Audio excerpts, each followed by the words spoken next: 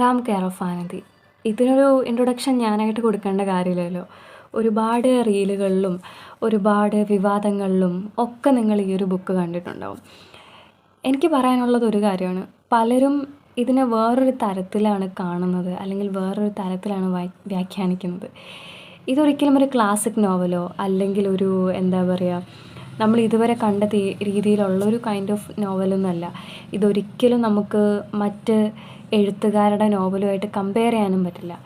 ഇതിൻ്റെ ആമുഖത്തിൽ തന്നെ ഇതിൻ്റെ റൈറ്റർ അഖിൽ പി ധർമ്മജൻ പറയുന്നുണ്ട്, ഇതൊരു സിനിമാറ്റിക് നോവലാണെന്ന്. ഒരു സിനിമ കാണുന്ന ലാഘവത്തോടെ നിങ്ങൾക്ക് കണ്ടിരിക്കാൻ പറ്റുന്ന, വായിച്ചിരിക്കാൻ പറ്റുന്ന ഒരു ബുക്കാണിതെന്ന് അദ്ദേഹം വ്യക്തമായിട്ട് പറയുന്നുണ്ട്. എന്നിട്ടും പലരും ഇതുപോലും അറിയാതെയാണ് ഇതിനെ എതിർക്കുകയൊക്കെ ചെയ്യുന്നത്. എനിക്കും പറയാനുള്ളത് ഇത് തന്നെയാണ്.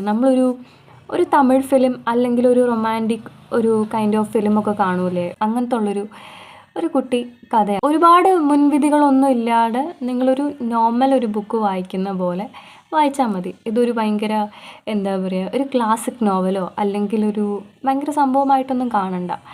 ഒരു ചെറിയൊരു സിനിമ കാണാൻ താല്പര്യമുണ്ടെങ്കിൽ ജസ്റ്റ് ഇതൊന്ന് വാങ്ങി വായിച്ച് നോക്കുക, അത്രേ ഉള്ളൂ.